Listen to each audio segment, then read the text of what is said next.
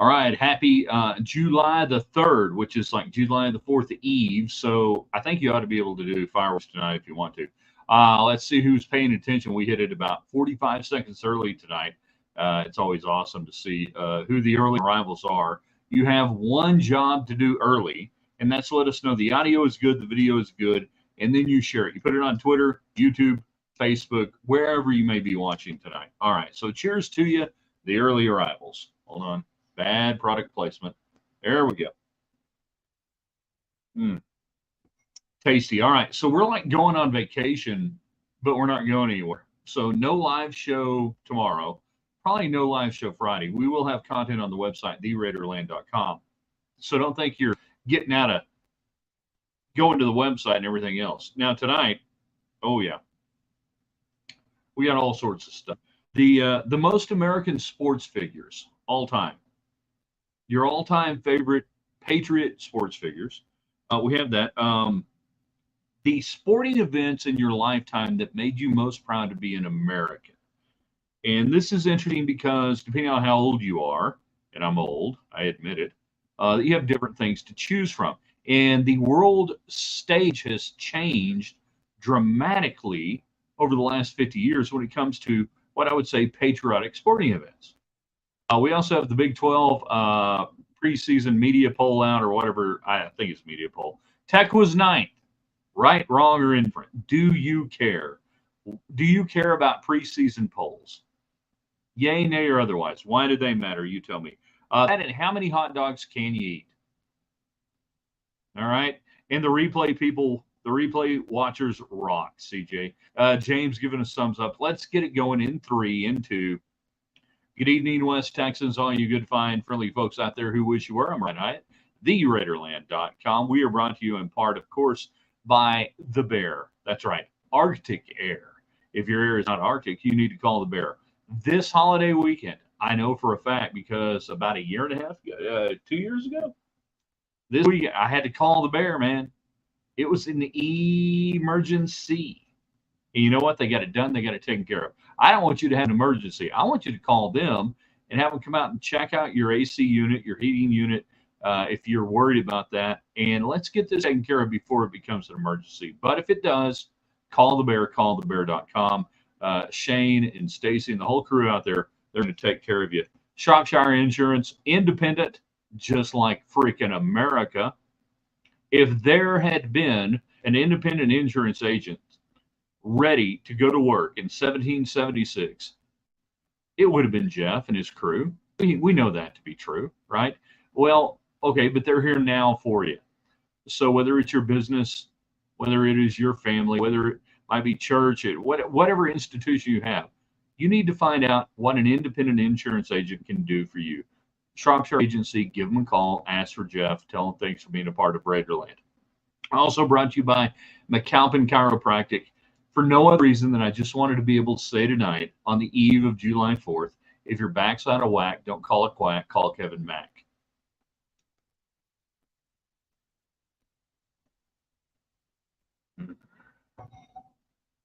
Is there a better slogan that cannot be legally used because of, licensing boards and everything else? And I have begged Kevin to do this, and he won't do it. He won't put it in his deal. But truly, I ask you that when your back is out of whack, do not call it quack. Call Kevin Mack. United Supermarkets taking care of all the communications tonight, and I hope we have some. It's a holiday weekend. I get it. I understand. We're going live tonight. We will not be live tomorrow. We will not be live Friday. So this is the last chance to hang out and visit for a couple of days. We will have complete content, tons of content on the website, theraiderland.com, and also on Facebook. Friday night, it's Raiderland on Facebook. If you don't follow us there, you should. But this is going to be the last live broadcast for just a wee bit. Now, let's get to it. Don't care, 9th is better than last year predictions. I don't even know what last year's predictions were. What are predictions worth? Nothing. I turned down, I had the opportunity in the Southwest Conference and the Big 12 to be included on the media preseason polls for both basketball and football and baseball at different times. And they finally quit asking because I respectfully said, no, I'm not going to do it. I don't, I'm doing the Williams and Hyatt show at the time. I'm sitting here railing against preseason polls. I said, I'm not going to sit here and rip them and then be a part of it. So I didn't do it. So they finally quit asking everything. That's fine. I don't care. Doesn't matter. I mean, to me, it actually did matter to not be a part of it. So they say Tech's going to be ninth. Well, there you go. That's it. It's all over. Why did they do the polls is the bigger question. They still believe that by having preseason polls, it will generate fan interest. And by that, we mean that they will have something on TV that will give the TV partners something to say. Preseason number one in the Big 12, taking on preseason, So it lasts all through August. And then it doesn't matter. So why do you care? Tell them to stop. Just don't. Now, do I think Tech's going to finish ninth in the Big 12? I don't even know how to compute right now in the Big 12 what that means. I honestly don't. I'm not being funny here. I don't know how to sit there and tell you where somebody's going to finish in the Big 12 based on their record and who they're going to play and what they're going to do. I can tell you right now, I think Tech's going to win about 7 or 8 games in the regular season. I hope they win more, but they'll probably win 7 or 8. And whatever that is, that's where they're going to be. Except that's boring. We can't have that. And if people say that about teams, and they say that Oklahoma State, they say that about Utah or Arizona or anything else, that's what we think they're going to be. Well, then they come back and yeah, we can't market that. We can't sell that. Well, I'm sorry, you can't. So ninth, out of all the teams in the Big 12, do I think Tech will be better than most of the teams in the Big 12? Yeah, I do. If they're healthy, Baron Morton's healthy, and the offensive line has to be better. If the offensive line isn't better for Texas Tech, it doesn't matter whether you got Taj Brooks back there, being a candidate for all these awards. You had 2 people on the awards list, by the way, Brooks and Dre McCray, the return squad. There we go. Before my time, Johnny Bench was a great All-American athlete. Interesting. Give me why you patriotic, everything else. What did he do that was patriotic? He didn't do anything like Rick Monday did there at Dodger Stadium, rescuing the American flag from being burned. I'm talking like pure American Patriot athletes. Roger Staubach could have asked for a deferment to go to the NFL in 1964. He does not. As Vietnam is burgeoning, he stays in the United States Navy. He goes in country,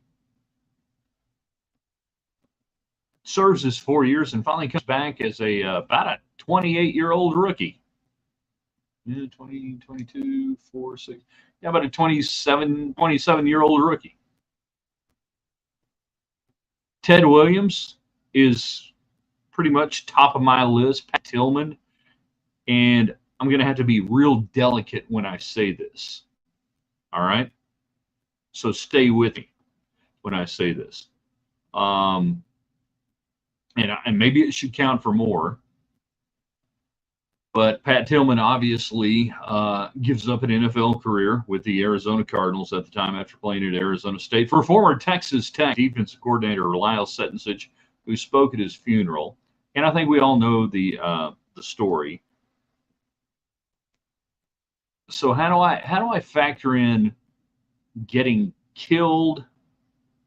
And should I move that above what Williams did twice, risking getting killed in World War II and in Korea? Then we have Bob Feller, who gave away the best 4 years of his pitching career to World War II. So I sit here, I had a delicate balancing act with the Pat Tillman. He got killed. There was one NFL player in all of Vietnam who got killed. I just blinked out on his name. He played for the Buffalo Bills. You can Google it. I think he got killed in 71. I think that was the year. So if it becomes only athlete killed, I get it. I understand. But I look at Ted Williams and Tillman about the same level of awesomeness, same level of badassery. One got killed, one didn't get killed. James, my mom always talked about bench and the big red machine. Agree with Ted Williams. Well, I'm glad your mom talked about the big red machine. That's nice for everybody in the family. The transfer portal in NCAA sports used to be called selective service draft. I kind of see where you're going there. It's moderately funny. Leave the jokes to me. Trust me, Jared. I'm better at it than you.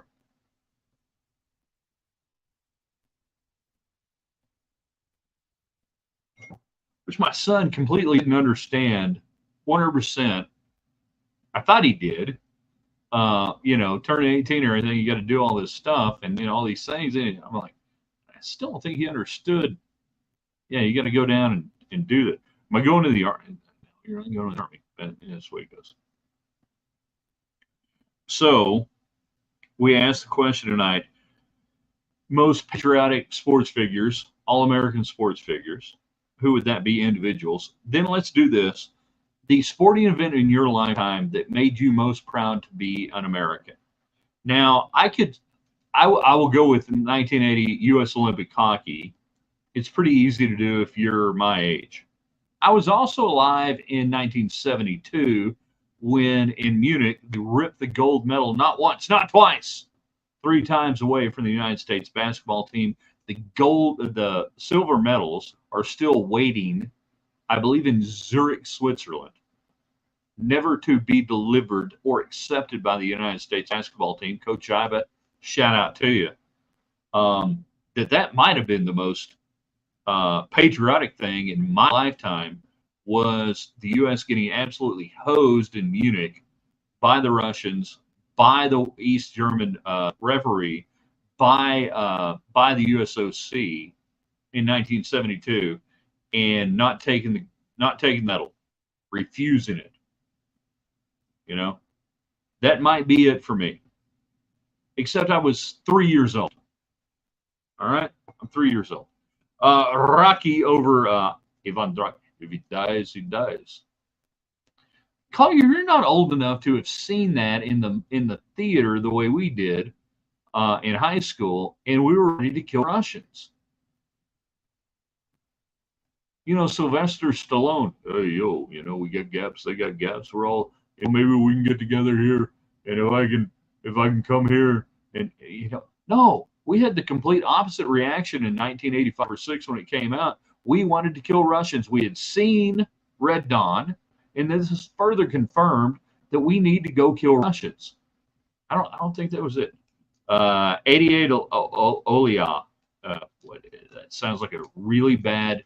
What was the artist name? Enya with Enrico Flow, the album. I think that was another one. 88 Olia Enrico Flow. Saw it in a theater in Okinawa, Japan. Subtitles are in English language. American wants to know. I think a lot of Americans have questions about you, David.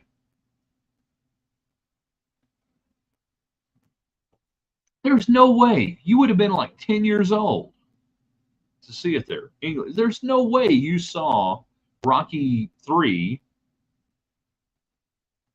There's no way. You're too young. What kind of parenting did you have? The sporting events that made you proud to be an American.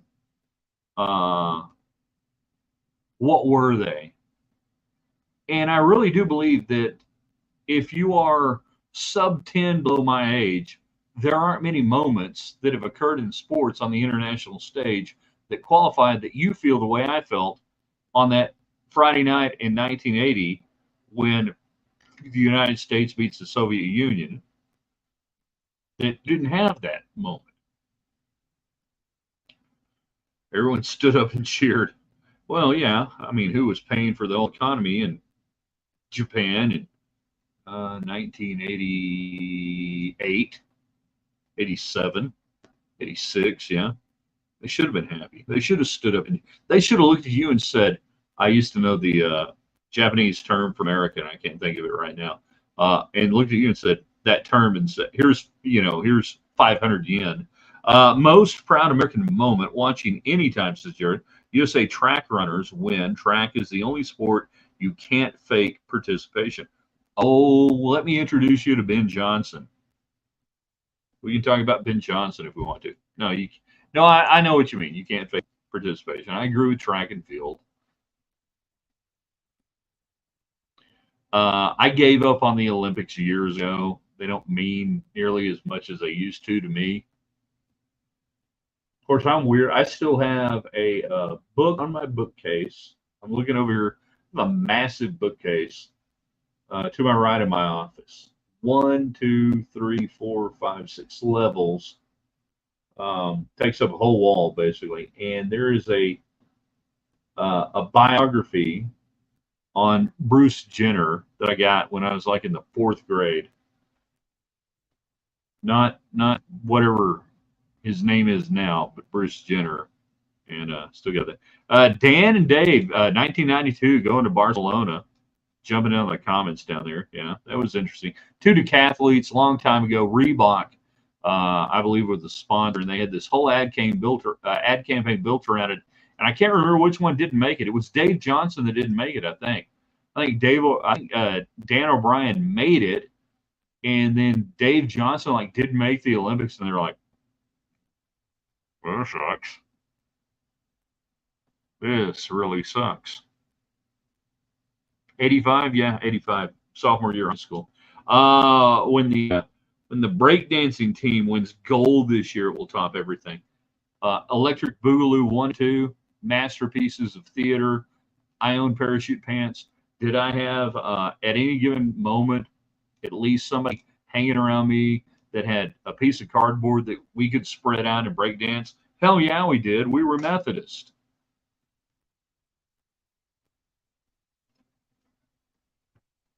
Watching Jimmy Connors play tennis at the U.S. Open was epic for American tennis. If you're talking in 89, was it 89? The summer that, he's like 38 or 39 and plays to the semifinals, and it's insane. Yeah. And American tennis used to be, that's a great point, James. American tennis used to be something that we could go up against the world. Davis Cup used to matter. In the 70s and 80s, the Davis Cup mattered. American tennis in the 80s, into the 90s, Jim Courier, Timmy Chang. And then it just, I think professional tennis died with technology in the mid 90s, but that's just me. I need to do another sit down. We did years ago, like 20 years ago, me and Tim Siegel, former Tech tennis coach. You guys know him. Pray for Luke. But we did it. We did a combative debate on the Williams and I show about the impact of technology on tennis. I said it's ruining the game on the men's side. There's no shot making. It was not nearly as interesting. McEnroe plays Wimbledon in 83, 82, 83, and 84 with a Dunlop racket strung at 47-pound tension. I don't know if you guys know your tension ratios and everything else. Connors was one of the first ones to use an oversized, I think it was a Wilson.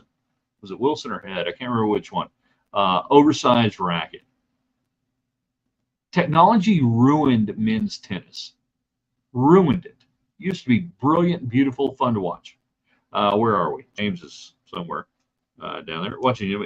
Jared, Sydney McLaughlin, women's 400 hurdles, set a world record at the qualifying trials. Looking forward to watching her in the Olympics. Rock on, Sydney. Better than 1,500 meter winner. 89-ish, yeah. Michael Chang.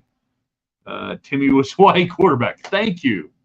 Yeah. Timmy Chang was the Hawaii quarterback.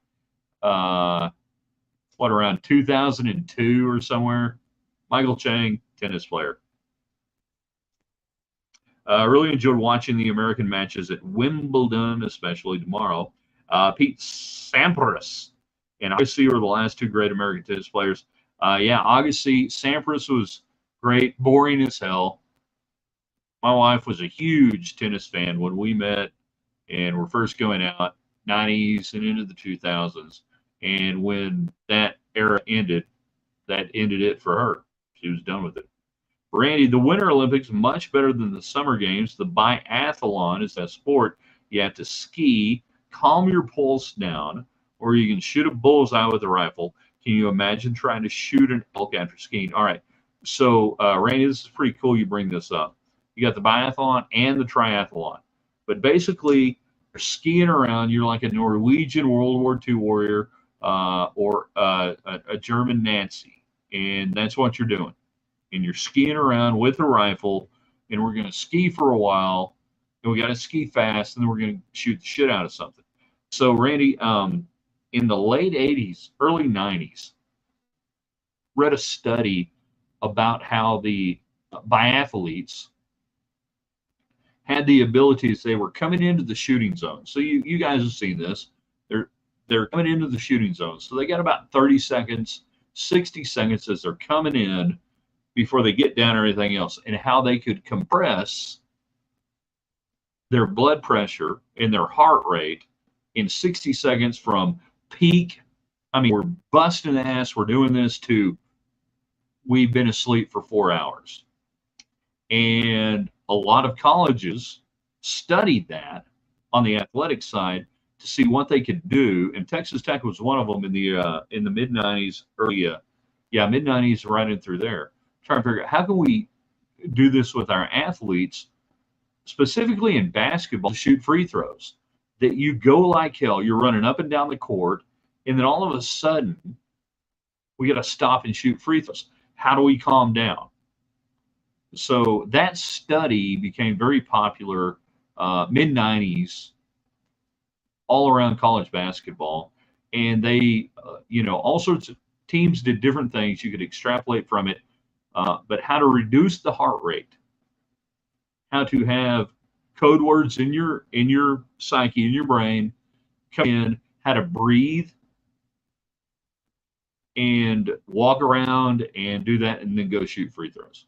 Really interesting you brought that up. Hadn't thought about that in a long time. Yeah. Are we talking Jody Davis or Glenn Davis Cups? Jody Davis, the great catcher, number 7, Chicago Cubs, 1984. Glenn Davis, Mr.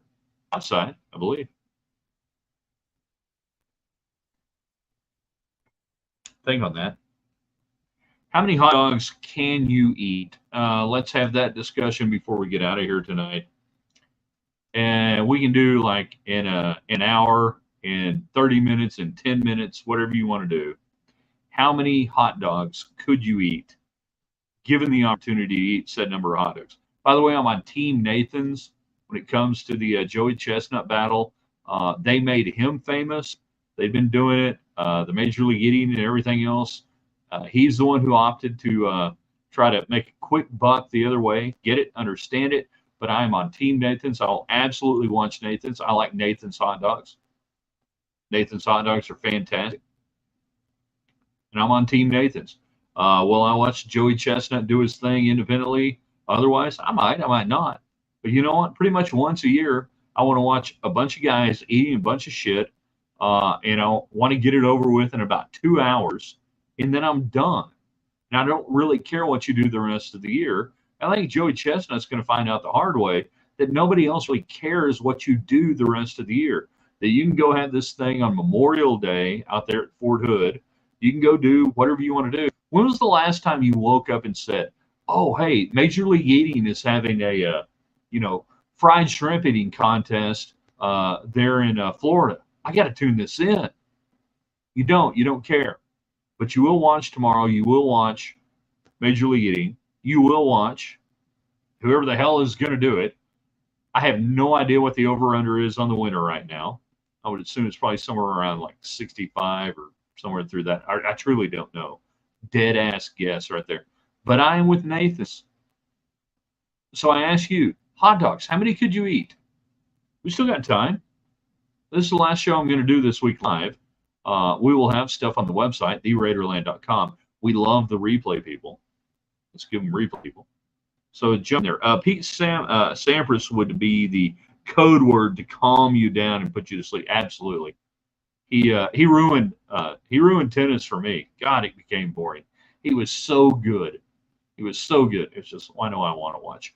Randy, I have a book on breathing called Breath by James Nestor.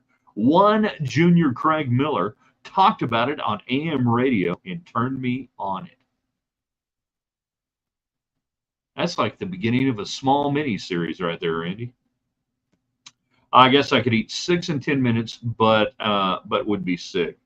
So we're talking, if we're doing like the hot dog eating contest, bun wiener, standard bun, standard wiener.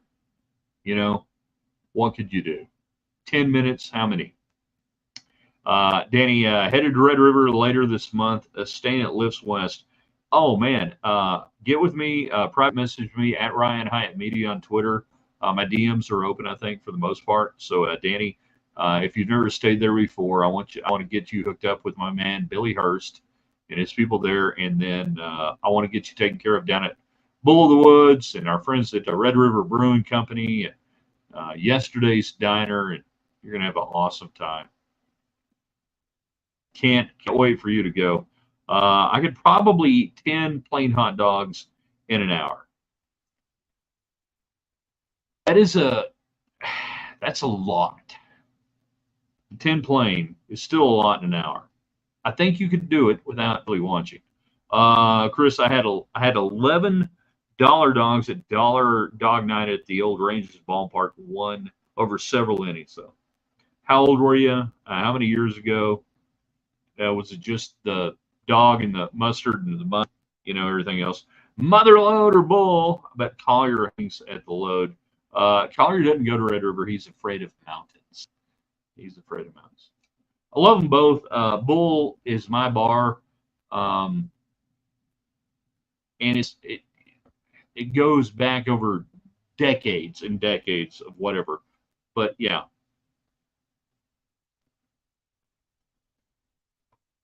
Yeah, it goes back over decades. So let's go back. How many hot dogs do you think you could eat in 10 minutes? I mean, my go-to order back in the day at Winterschnitzel would be 4 or 5 chili cheese dogs. That I could easily knock that out in the time it would take you to eat those. Now, today, I don't know that I could knock that out.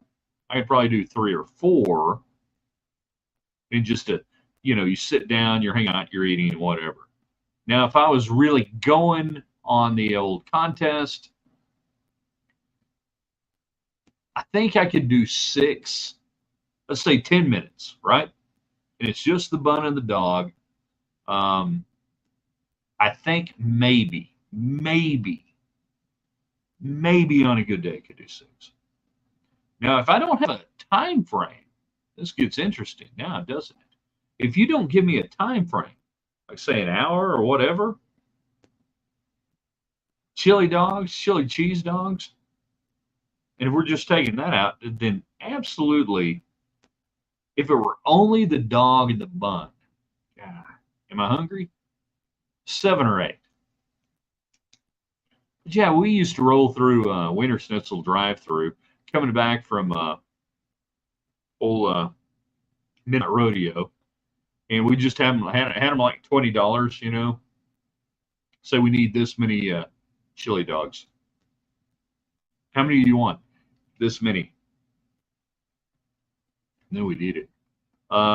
Doesn't sound like a compliment. The load. Yeah, no, mother load. Yeah. No, it's good. Mother load. Yeah, it's good. Big hat. It's funny. Big hat. Collier ate 2 dogs at Tech baseball game this year in 2 minutes. I believe that because you have to work fast. All of a sudden, off the top rope, coming in with high heat about Midnight Rodeo, one of my oldest friends from across the street. Hi there, Lori. Lori, darling. Look at her go. Yeah, so we would go through the drive-through after Midnight Rodeo, hand them a $20 or $30, whatever we had, and just say, this many chili dogs, please. We can't do math. Not now. But Collier always gets compliments on his radio show from fake Natalie Maines. Yeah, what's up with that? Yeah, he's on radio now from 9 to 2, 9 to 3 in the afternoon. Hard to keep track. And yeah, people just text in every day. They're to David Collier. Yeah, you're awesome. You're great. You doing this stuff. Problem with hot dogs is that the buns tend to be too big. Who's going to stop me from saying it? Anyone? Anyone? I got like 3 or 4 minutes left on the show. Who's going to stop me? I like big buns and I cannot lie. Sorry. Okay, yeah, you want proportional dog to bun. That's critical. If we were doing, like a competition or anything. But truly, I mean, if the wiener's sticking out either side, really, we can still slather on some mustard, some chili, some cheese, a little sauerkraut. We can still do stuff. Relish, it doesn't matter. But are they fake compliments? Oh, yeah, 100%. I assume they're fake. The problem with professional eaters don't measure hot dogs in number, but by 5-gallon buckets afterward. Yeah, they got this weird. Well, it's weird. We should probably have a conversation right now with Collier about his radio show. No, we're not going to do that here. We're not going to do it. Are you on tomorrow? Since he is famous TV, KMAC 28 sports anchor, David Collier. They're doing some sort of countdown. They were doing something tonight, and I apologize. I got confused. I had to come in here and do something. So there was some sort of countdown or anything else. No show tomorrow. Good. How's Haxton doing? Is he healthy? Is he okay? I always worry about it. Never know if he's feeling all right or, big old guy. We worry about that guy. Now, if I had to take on Haxton in a hot dog eating contest, I might be, me, Haxton, and Bro. I don't know. I'm coming in there third, probably. How many hot dogs did you ever see Don Williams eat back in the radio? He wasn't a hot dog guy. He was like tacos from Dairy Queen, Taco Villa. He would roll in. He can eat an entire Taco Villa plain meal, not plain meal, but like, combo meal or whatever in a break. Back in the old Williams Night Show days, we'd have like 2.5 minutes or whatever. He'd roll in. Oh, how long till you got to come back? So we got about 2.5 minutes. All right, eat it. Scared the shit out of me. He'd be the guy who'd beat everybody in town. If we had a media hot dog eating contest, Don wins. Even at 50, if I'm 54, he's 58. Even at 58 and a half, Don smokes everybody. The skinny guy always wins. Trust me. The skinny guy always wins. Stuff he said can't watch it. Don't know what that means. Hax was talking a few weeks ago about his membership at Southern Hills in Tulsa when he was at OSU. Like to see that NIL deal. That's a hell of a deal. What the hell? How did he have that when he was at OSU? He was a student at OSU. It wasn't a broadcaster. Good Lord. How the hell would he have that? Yeah, good for him. I would have rather had, if I were at Oklahoma State in the era, I would have rather had something at the Wormy Dog. Just me, but I would have wanted something at Wormy Dog, or I'd just take it on up to Tulsa and go to Kane's Ballroom and we'd do something up there. I wouldn't want anything at a golf course. That's just me. All right, we've rolled into green, white checker. Where's my man who keeps track with that? Jerry, can we techify the hot dog eating contest and make it sausage wraps? How many could you eat in 10 minutes? 3. Sausage is a total different density. 100% totally different. I could not do more like a full-on German sausage wrap, tortilla. 3. Yeah, no. Totally different density. Yeesh. Don't want to be a part of that. You guys have been fun. And by that, I mean, you've taken up time and, now we got to go to work and do other stuff. Check out everything we do at theraiderland.com. If you do one thing tonight, take this, share it with your friends, Twitter, Facebook, anything else. Tomorrow we will be with you on the website, theraiderland.com. I I'll have a special 4th of July post for you. We will not have a daily broadcast tomorrow. We'll not have a daily broadcast on Friday unless like something stupid happens. And I don't know what that would be. But unless we have something incredibly stupid happen, you're not going to see me again on the daily broadcast until Monday. But we've got every day between now and then. We got 5 things we know on a Sunday. And then we don't stop on the Facebook page. Ryan Hyatt's Raiderland on Facebook. We don't stop on Twitter at Ryan Hyatt Media. So we're always there for you. It's not hard. It's not hard at all. Just keep your mind right. Have a good night. And we'll see you in the morning.